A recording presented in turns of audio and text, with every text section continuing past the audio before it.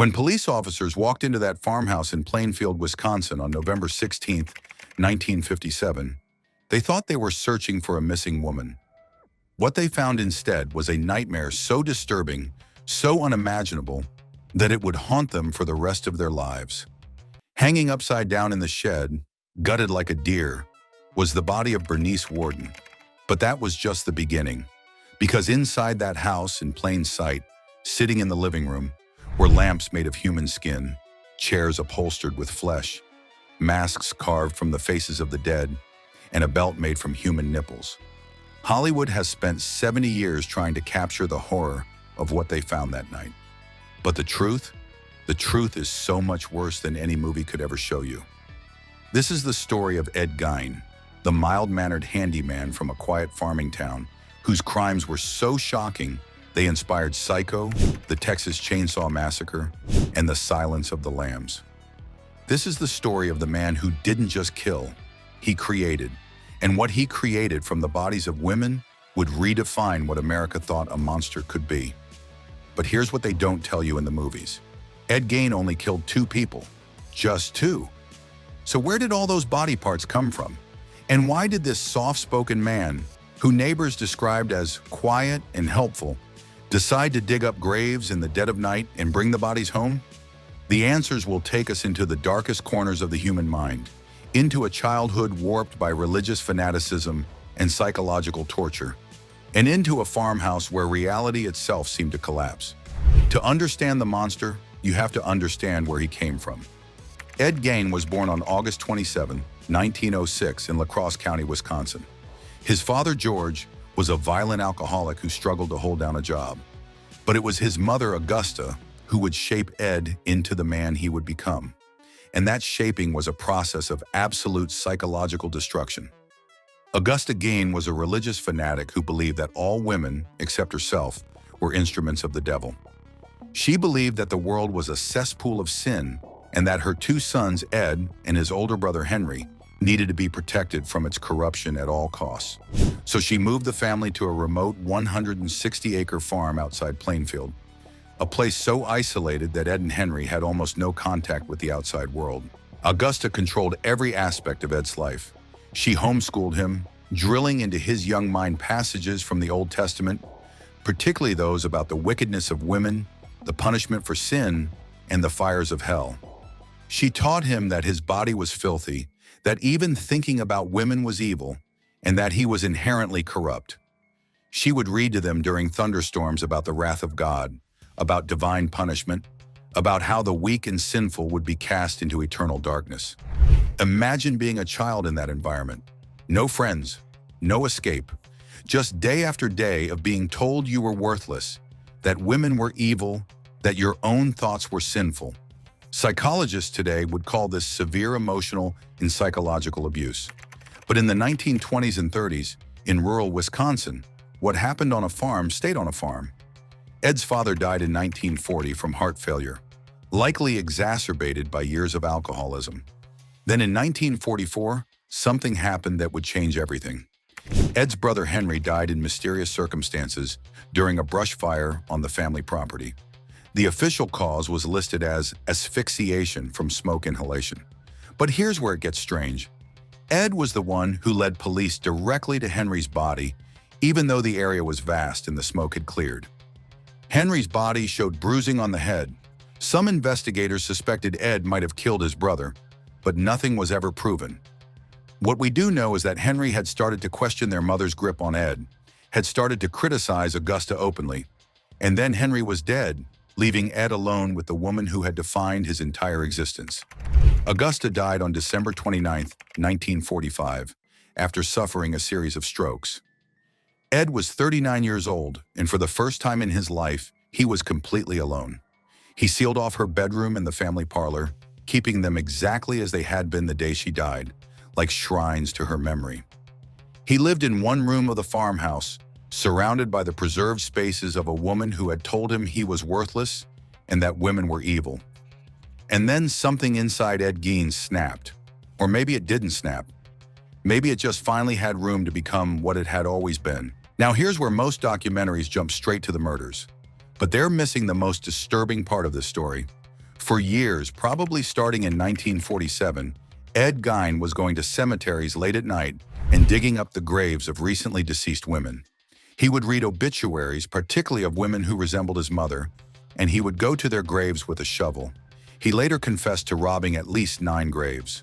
9 women who were buried by grieving families, only to be dug up and taken to Ed's farmhouse. Why? What could possibly drive someone to do this?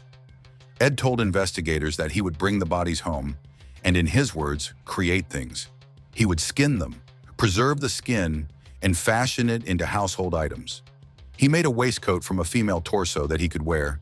He created lampshades from human skin. He upholstered chair seats with it. He made a shoebox decorated with human skin. He crafted masks from the faces of dead women and would wear them around the farmhouse at night. Investigators found at least 4 noses, several bone fragments, 9 vulvas in a shoebox, skulls turned into bowls, a belt made from human nipples, a purse with a handle made from human skin, and a drum fashioned from skin stretched over a coffee can. This wasn't murder. This was something else entirely. This was a man trying to create a second skin, to literally become someone else. The psychological theory, developed by investigators and psychiatrists who examined Ed, was that he was trying to recreate his mother, or perhaps trying to become a woman himself. But Ed denied wanting to be a woman. What he wanted, he said, was to see what it felt like, to understand women, to possess what he had been taught was evil, but was also, paradoxically, the only source of love he had ever known. His mother had been everything to him and had told him that everything he was wrong. So he dug up the dead to try to understand what he could never have in life. But grave robbing wasn't enough. On December 8, 1954, Mary Hogan, a 51-year-old tavern owner from Pine Grove, Wisconsin, disappeared. She was last seen at her tavern, and when customers arrived, they found the place empty, a pool of blood on the floor, and a spent .32 caliber cartridge. Mary Hogan was never seen alive again. The case went cold. No one suspected mild-mannered Ed Gein, the handyman who did odd jobs around town. Why would they? He was quiet, polite, always willing to help. He babysat for families in town. He was strange, sure, but strange didn't mean dangerous. Not in Plainfield. Not until November 16, 1957. Bernice Worden owned the local hardware store in Plainfield. She was 58 years old, a well-known and respected member of the community. On the morning of November 16th, she opened her store as usual. Her son, Frank Worden, who was a deputy sheriff, had gone hunting for the day. When he returned that evening and stopped by the store to check on his mother, he found the front door locked, but unlocked it with his key. Inside, the cash register was missing. There was a trail of blood leading from the store to the loading dock out back. Bernice Worden was gone. Frank immediately suspected Ed Gein. His mother had mentioned that Ed had been in the store the day before, asking about antifreeze, and had said he might come back. Frank found the sales receipt, the last one his mother had written that morning. It was for antifreeze. It was made out to Ed Gein. Within hours, the Waushara County Sheriff's Department had organized a search. That evening, they arrested Ed Gein at a grocery store in West Plainfield. He was calm, almost friendly. They asked him about Bernice Worden. He said he didn't know anything, but his hands were shaking. While Ed was being held, officers drove to his farmhouse. It was dark, isolated, and the property looked like it hadn't been properly maintained in years. They brought flashlights and entered the property carefully, not knowing what they might find. One of the officers, Captain Lloyd Schoforster, made his way to a shed attached to the main house. He pushed open the door and shone his flashlight inside. And there, hanging upside down from a pulley, dressed like a deer carcass, was the headless body of Bernice Worden. She had been shot with a .22 caliber rifle, her body gutted and clean like an animal. Her head was found inside the farmhouse, sitting in a burlap sack. 2 spent casings were found in Ed's house that matched the rifle he owned. What happened next is something that seasoned police officers, men who had seen death before, said they would never forget. As they searched the farmhouse, they began to find items that didn't make sense. A chair that felt wrong to the touch, a lampshade that looked strange in the light, bowls that seemed too smooth, And then they realized they were made from human remains. The inventory of horrors found in that farmhouse is almost impossible to fully comprehend. 4 noses, whole human bones, 9 death masks made from the skinned faces of women, 5 more masks in the process of being created, skin fashioned into a waistcoat with the breasts still attached, 10 female heads with the tops sawed off, turned into bowls, human skin covering several chair seats. Mary Hogan's head was found in a paper bag. Her face had been made into a mask. Bernice Worden's heart was found in a saucepan on the stove. The refrigerator contained human organs. And in Ed's bedroom closet, police found his most disturbing creation, a full female bodysuit, complete with the breasts and vagina, made from the skin of several different women. He would wear it, investigators believed, and dance around the farmhouse by moonlight. Ed Gein confessed to killing Mary Hogan and Bernice Worden. Just 2 murders. He confessed to robbing 9 graves, though investigators suspected there might have been more. He told them he would enter a kind of trance state, that he didn't fully remember what he did with the bodies after bringing them home. Psychiatrists who evaluated him diagnosed him with schizophrenia. He was ruled mentally incompetent to stand trial and was sent to Central State Hospital for the criminally insane. Here's what most people don't know. Ed spent 10 years in that hospital. In 1968, he was finally deemed competent to stand trial. On November 7, 1968, he was tried for the murder of Bernice Worden. The trial was swift. The evidence was overwhelming. On November 14th, the jury deliberated for just 1 week before returning a verdict, guilty of first-degree murder. But they also found him not guilty by reason of insanity. Ed Gein was sent back to Central State Hospital, where he would spend the rest of his life. He died of respiratory failure on July 26, 1984, at the age of 77. He was buried in Plainfield Cemetery in an unmarked grave next to his mother. Even in death, he could not escape her. But Ed Gein's story didn't end with his death. In fact, in many ways, it was just beginning, because the details of what police found in that farmhouse leaked out slowly, first through local newspapers, then through national media. And Hollywood was listening. In 1959, author Robert Bloch published Psycho, inspired by the Gein case, about a man named Norman Bates who runs a motel and keeps his dead mother in the house. Alfred Hitchcock turned it into one of the most iconic horror films in cinema history in 1960. The shower scene, the stuffed birds, the preserved mother, all of it traced back to Plainfield, Wisconsin. In 1974, the Texas Chainsaw Massacre introduced Leatherface, a killer who wears masks made from human skin and decorates his house with furniture made from bones. Sound familiar? Director Tobe Hooper explicitly stated the film was inspired by Ed Gein. In 1991, The Silence of the Lambs gave us Buffalo Bill, a serial killer who skins his victims to create a woman's suit for himself. That's Ed Gein, the suit hanging in Ed's closet, the one made from real women. Hollywood has been retelling Ed Gein's story for 70 years, each time trying to capture the horror, the incomprehensibility of what he did. But they always soften it. They add drama, they add a body count, they make it cinematic.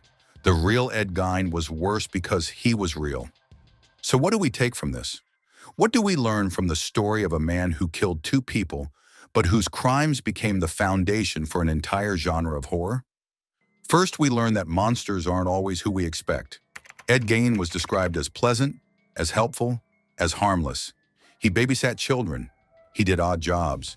He smiled and said hello. Evil doesn't always announce itself. Sometimes it lives next door and waves at you every morning. Second, we learn the devastating power of childhood trauma. Ed Gein was systematically psychologically destroyed by his mother from birth until her death. He was taught that women were evil, that he was worthless, and that his very existence was sinful. And when she died, when the one person who had defined his entire reality was gone, he had no framework for how to exist in the world. Third, and perhaps most importantly, we learn about the nature of compartmentalization. Ed Gein lived a double life. By day, he was Eddie, the quiet handyman.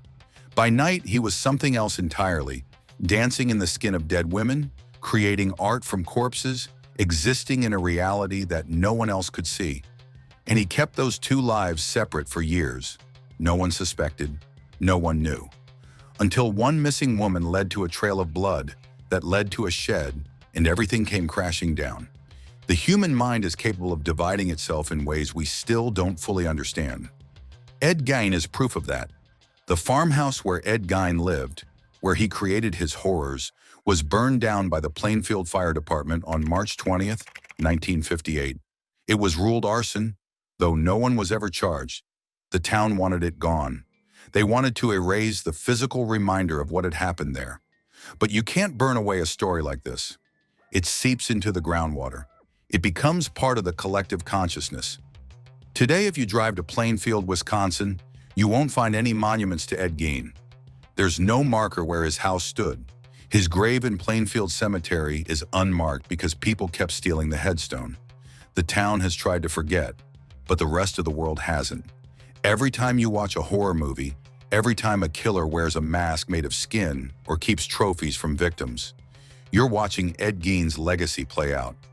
Hollywood found inspiration in real horror, and that horror came from a quiet farm in Wisconsin, from a man who killed 2 women and robbed 9 graves, and who spent his nights alone in a house decorated with the dead, trying to become something he could never be. The most terrifying thing about Ed Gein isn't what he did. It's that for years no one knew. He existed in plain sight, a monster hiding in the skin of a gentle man, and no one suspected a thing.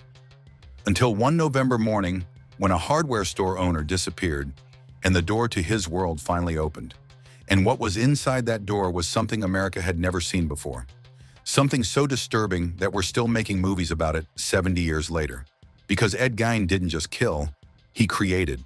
And what he created was the blueprint for every horror film, every psycho killer, every skin-wearing maniac that has haunted our screens ever since. This is the horrifying truth about Ed Gein, not the Hollywood version, not the sanitized documentary version. This is what really happened in Plainfield, Wisconsin, and this is why, decades later, we still can't look away.